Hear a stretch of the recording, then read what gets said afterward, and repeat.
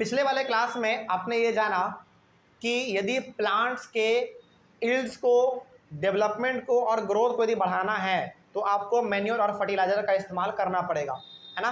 तो आज हम लोग पढ़ेंगे बेसिकली मैन्योर के बारे में और ये जानेंगे कि मैन्योर होता क्या है और इसका किस प्रकार से हम लोग अपने फसल को अच्छा करने में, इम्प्रूव करने में कैसे मदद कर सकते हैं, है ना, कैसे इस्तेमाल कर सकते हैं, इसके बारे में आज हम लोग जानेंगे। तो शुरू करते हैं। हमारा मैन्योर टॉपिक क्या लिखा हुआ है इसके बारे में जानते हैं। Manure is prepared by the decomposition of animal excreta and plant waste. Basically यहाँ पे तो बहुत कम लिखा हुआ है, लेकिन इसके बारे में ना थोड़ा सा हम और बढ़ चढ़ के बताना चाहेंगे, ठीक है। आखिर मैन्योर होता क्या है, देखिए मैन्योर क्या होता है। मैन्योर बेसिकली हमारा जो है ना बायोलॉजिकल वेस्ट का मतलब समझते हैं। बायोलॉजिकल वेस्ट का मतलब होता है ऐसा वेस्ट प्रोडक्ट जो कि यदि ज़मीन में दफन कर दिया जाए ना तो कुछ महीनों के बाद देखेंगे वो एक मिट्टी का रूप ले चुका है कि नहीं। एग्जाम्पल के तौर पे चलिए यहाँ पे बात हुआ है एनिमल एक्सक्रेटा का। एनिमल एक्सक्रेटा का मतलब है बेसिकली आपका गोबर, गाय का, भैंस का, घोड़ा का, जो भी है, ऊँट का गोबर है, गोबर हो गया। उसके बाद यहाँ पे बात कहा गया है प्लांट वेस्ट का, यानी कि पेड़ का टहनी हो गया, पेड़ का पत्ता हो गया, है ना, पेड़ का छाल हो गया। ये सारा का सारा हमारा जो वेस्ट है ना, ये बायोलॉजिकल वेस्ट है। इसके अलावा भी और होता है हमारा, जैसे केले का छिलका, संतरा का छिलका, प्याज का छिलका, कद्दू का छिलका, डेड प्लांट, ये सारा का सारा जो आपका वेस्ट है इसी को हम लोग कहते हैं बायोलॉजिकल वेस्ट। बायोलॉजिकल इसलिए कहते हैं ना क्योंकि इसको यदि हम लोग ज़मीन में दफन कर दें कुछ महीनों के बाद आप देखेंगे तो ये बिल्कुल मिट्टी का रूप बन चुका होता है, यानी कि मिट्टी बन चुका होता है।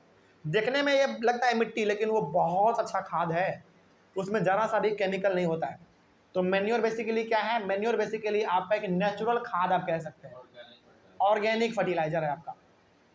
ऑर्गेनिक फर्टिलाइजर का मतलब एकदम नेचुरल है, एकदम किसी भी प्रकार का उसमें केमिकल का इस्तेमाल नहीं हुआ है। तो मैन्योर बेसिकली आपसे पूछा जाए कि मैन्योर कैसे बनता है तो क्या बताएंगे आप। एनिमल का वेस्ट हो गया, एनिमल का वेस्ट का मतलब क्या, वही गोबर। प्लांट का वेस्ट मतलब क्या, प्लांट का टहनी हो गया, फिर से प्लांट का पत्ता हो गया, छाल हो गया उसका, फिर से आपके किचन में जो वेस्ट प्रोडक्ट जनरेट होता है वो हो गया। उन सभी को ज़मीन में दफन कर दीजिए, कुछ महीनों के बाद देखेंगे वो आपको एक खाद के रूप में मिलेगा, यानी कि एक मिट्टी के जैसा वो दिखेगा, लेकिन वो है क्या, बेसिकली आपका खाद है। उसी को हम लोग कहते हैं मैन्योर, ठीक है। आगे बढ़ते हैं। Manure contains large quantities of organic matter, organic matter बोलो या फिर बायोलॉजिकल मैटर बोलो, बात सेम है, ठीक है। And also supplies small quantities of nutrients to the soil.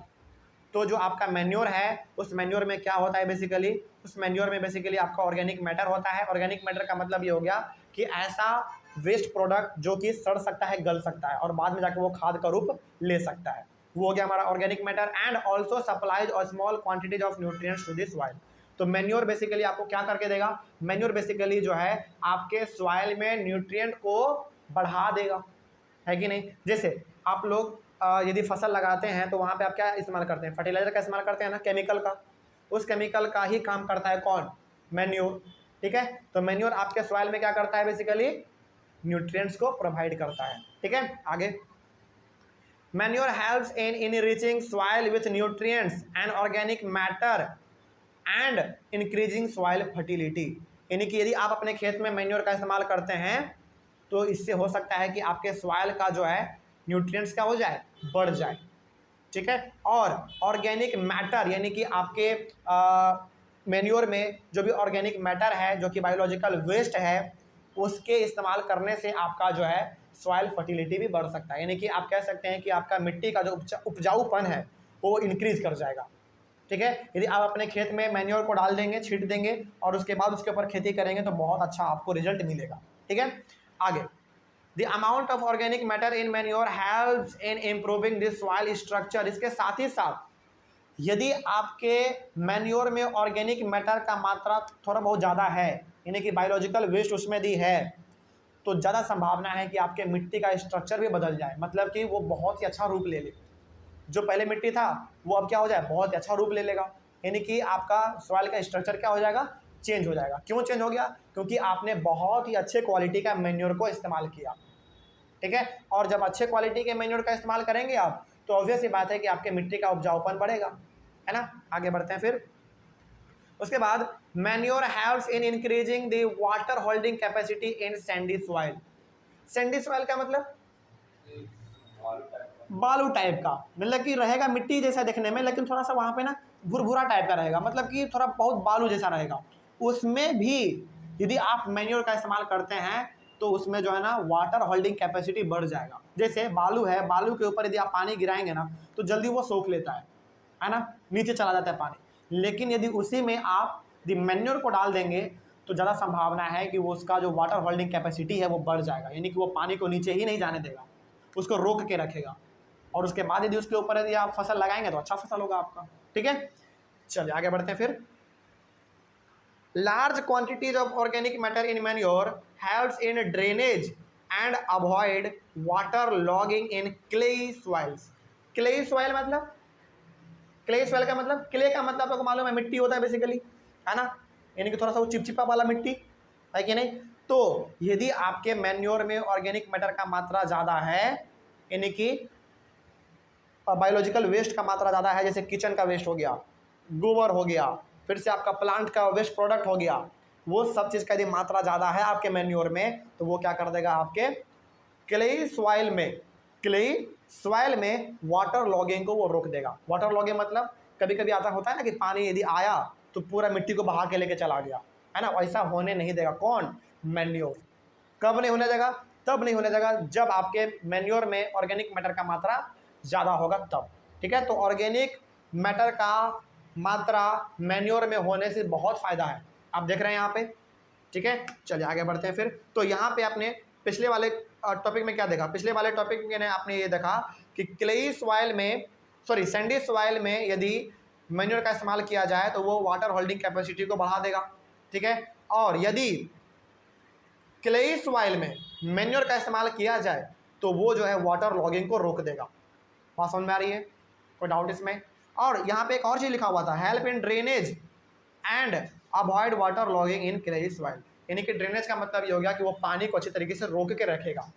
ठीक है, पानी का उसमें बहाव अच्छा होगा। आगे बढ़ते हैं फिर। Using manure we use biological waste material. अच्छा, यदि हम लोग मैन्योर को इस्तेमाल कर रहे हैं, मतलब इस्तेमाल किसको कर रहे हैं हम लोग, बायोलॉजिकल वेस्ट को। मैन्योर बोलो या फिर बायोलॉजिकल वेस्ट बोलो, बात तो सेम है।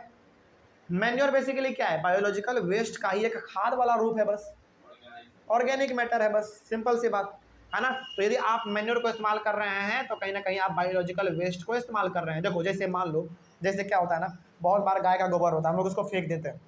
बहुत बार प्लांट का पार्ट होता है जो कि टूट जाता है, जैसे पत्ता, टहनी, छाल, इस सबको हम लोग फेंक देते हैं। हमारे किचन में वेस्ट प्रोडक्ट जनरेट होता है, जैसे कद्दू का छिलका, केला का छिलका, इस प्रकार की चीज़ों को भी हम लोग फेंक देते हैं। लेकिन यदि इन्हीं सब चीज़ों को इकट्ठा करके ज़मीन में दफन कर दिया जाए कुछ महीनों के लिए तो आप देखेंगे कि ये खाद का रूप ले चुका है। तो बर्बाद करने से बढ़िया है कि उसको इस्तेमाल कर लिया जाए, है ना।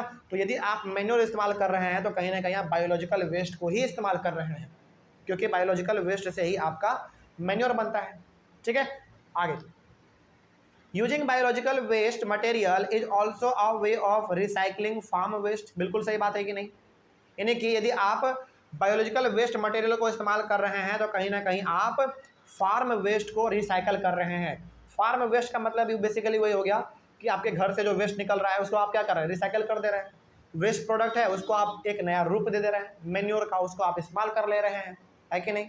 चलिए उसके बाद, based on the kind of biological material used, manure can be classified as compost and vermi compost, पहला, और दूसरा है आपका ग्रीन मैन्योर। यानी कि आप मैन्योर को बनाने के लिए किस प्रकार के बायोलॉजिकल मटेरियल का इस्तेमाल करते हैं, इस बेसिस पे जो है आपका मैन्योर दो रूप में बटा हुआ है। पहला है आपका कंपोस्ट एंड वर्मी कंपोस्ट और दूसरा है आपका ग्रीन मैन्योर।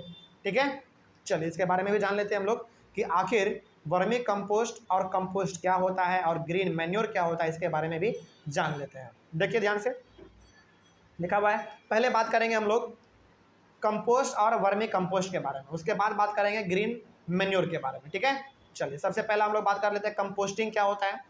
कंपोस्टिंग क्या होता है, देखिए, the process in which farm waste material like cow dung, यानी कि गोबर बेसिकली आप कह सकते हैं, वेजिटेबल वेस्ट, वेजिटेबल वेस्ट में कौन कौन, वही प्याज का छिलका, आलू का छिलका, कद्दू का छिलका, है ना, फिर से खीरा का छिलका, ये सब हमारा हो गया वेजिटेबल वेस्ट।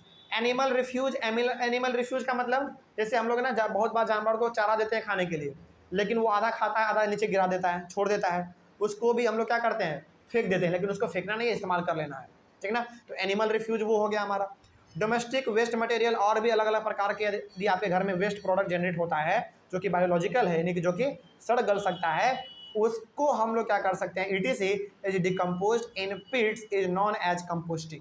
बेसिकली यहाँ पे बात कहा जा रहा है कि कंपोस्टिंग एक ऐसा प्रोसेस है जिसके द्वारा आप करते क्या हैं, जिसके द्वारा आप बायोलॉजिकल वेस्ट को इकट्ठा करते हैं और उसको अपने गड्ढे में डाल देते हैं। गड्ढे में डालने के बाद आप कुछ महीनों के बाद देखते हैं कि वो एक खाद का रूप ले चुका होता है। उस प्रोसेस को हम लोग क्या कहेंगे, कंपोस्टिंग कहेंगे। याद रहेगा? कोई डाउट इसमें? चलिए आगे बढ़ते हैं फिर।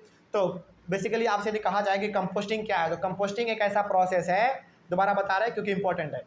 कंपोस्टिंग एक ऐसा प्रोसेस है जिसके द्वारा हम क्या करते हैं, बेसिकली बायोलॉजिकल वेस्ट मटेरियल को, अच्छा बायोलॉजिकल वेस्ट मटेरियल मतलब cow dung, vegetable waste material हो गया हमारा, फिर से डोमेस्टिक मटेरियल हो गया, फिर से एनिमल रिफ्यूज हो गया, ये सारे चीज़ों को हम लोग अपने गड्ढे में डाल देते हैं, कुछ महीनों के बाद देखते हैं तो वो खाद का रूप ले चुका होता है, उसी को हम लोग कहते हैं कंपोस्टिंग। कंपोस्टिंग बेसिकली आपका एक प्रोसेस है मैन्योर को बनाने का, ठीक है। आगे बढ़ते हैं फिर। The compost is rich in organic matter and nutrients, और कंपोस्टिंग के द्वारा जो मैन्योर आपका बनेगा उसको आप कंपोस्ट कहिए या फिर मैन्योर कहिए, बातों सेम ही है ना।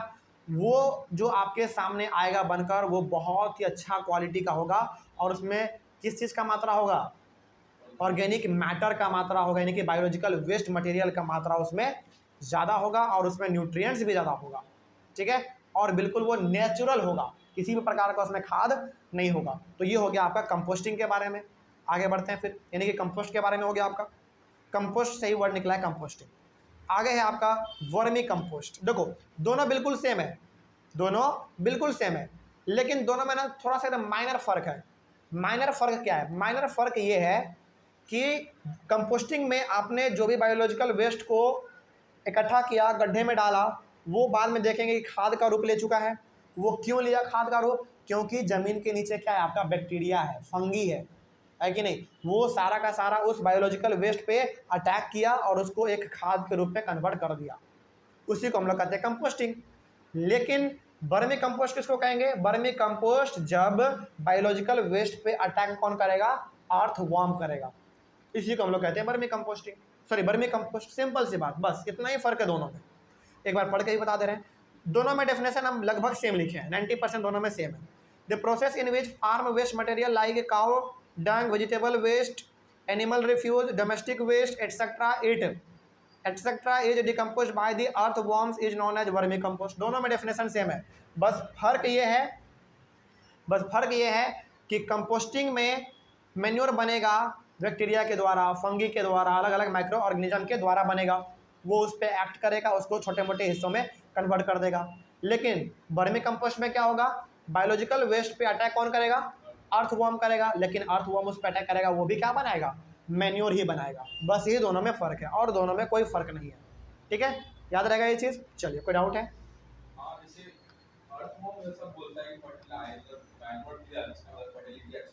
हाँ देखो, आपने क्या किया, बायोलॉजिकल वेस्ट मटेरियल को इकट्ठा किया, गड्ढे में डाल दिया, वो किसका रूप ले लेगा? खाद का रूप ले लिया। क्यों? क्योंकि उसके अंदर मिट्टी में क्या रहता है? बैक्टीरिया रहता है, फंगी रहता है, अलग अलग प्रकार के माइक्रो ऑर्गेनिज्म रहते हैं, उस पर वो एक्ट करते हैं और उसको छोटे छोटे टुकड़ों में बांट देते हैं, जो कि बाद में खाद का रूप ले लेता है, यानी कि जिसको हम लोग क्या कहते हैं? मैन्योर कहते हैं। वही काम, तोड़ने का काम अर्थवॉर्म भी करता है, सिंपल सी बात। बस इसीलिए कहा जाता है कि अर्थवॉर्म जो है एक अच्छा डिकम्पोजर है। डिकम्पोजर का मतलब कि वो बायोलॉजिकल वेस्ट मटेरियल को छोटे छोटे हिस्सों में तोड़ देता है, बस, और कोई बड़ा बात यहाँ पे नहीं है, ठीक है। आगे बढ़ते हैं। तो यहाँ पे हमने बात किया कंपोस्ट और वर्मी कंपोस्ट का, ठीक है। उसके बाद सेकंड क्या था आपका? Green manure. इसके बारे में भी बात कर लेते हैं, क्या है ग्रीन मैन्योर में भाई। देखो ग्रीन मैन्योर में क्या लिखा हुआ है, देखो, before sowing of the crop seeds some green plants like sun hemp और guar are grown and then mulched by ploughing them into the soil. देखिए बहुत बार क्या होता है ना, बहुत बार हम लोग अपने खेतों में बीज लगाने से पहले क्या लगाते हैं? छोटे छोटे ग्रीन प्लांट्स लगा देते हैं। जैसे ग्रीन प्लांट्स में यहाँ पे नाम लिया गया है सन, हैम्प और गुअर, ठीक है। ये ऐसे दो छोटे ऐसे प्लांट हैं जिनको कि हम लोग अपने फसल लगाने से पहले ही खेत में लगा देते हैं। लगा देने के बाद उस ग्रीन प्लांट को काटते नहीं है, उसी के ऊपर क्या करते हैं, अपना हल चलवा देते हैं। हल चलवा देते हैं, इसके द्वारा होता क्या है, इसके द्वारा ये होता है कि जो ग्रीन प्लांट हमारे खेत के ऊपर उपज गया था, बड़ा हो गया था, वो ज़मीन के यानी कि मिट्टी के नीचे दब जाता है। मिट्टी के नीचे दबने से होता क्या है, मिट्टी के दबने के नीचे होता ये है कि हमारे खेत को एक अच्छा मैन्योर मिल जाता है, उसी को हम लोग कहेंगे ग्रीन मैन्योर। ग्रीन मैन्योर क्यों कहें, क्योंकि वो प्लांट कैसा था, ग्रीन था। मतलब कि बहुत बार ऐसा होता है कि हम लोग किसी भी बीज को बोने से पहले क्या करते हैं, अपने खेत में छोटे छोटे ग्रीन प्लांट लगा देते हैं, और उस ग्रीन प्लांट को हम लोग काटते नहीं हैं, उसको वैसे रहने देते हैं, बस उसके ऊपर से हम लोग ट्रैक्टर या फिर हल चलवा देते हैं, जिसके वजह से होता क्या है कि वो ग्रीन प्लांट मिट्टी के अंदर दब जाता है, अंदर दब जाता है, जिससे हमारे प्लांट को एक ग्रीन मैन्योर मिल जाता है, यानी कि एक खाद का रूप मिल जाता है, जो कि बहुत अच्छा काम करता है, ठीक है। यही है हमारा बेसिकली ग्रीन मैन्योर। आगे बढ़ते हैं।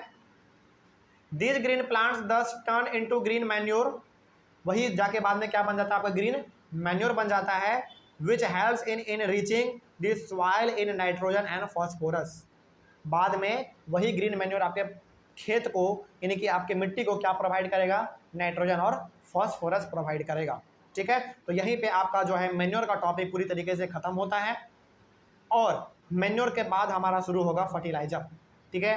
कोई डाउट यहाँ तक समझने में, मैन्योर वाले टॉपिक में कोई समस्या नहीं ना। चलिए अगले वाले क्लास में स्टार्ट करेंगे हम लोग फर्टिलाइजर के बारे में, क्योंकि मैन्योर और फर्टिलाइजर दोनों चाहिए किसको, हमारे प्लांट को, हमारे खेतों में, तभी जाकर हमारा यील्ड डेवलपमेंट और ग्रोथ अच्छा हो पाएगा हमारे प्लांट का, ठीक है।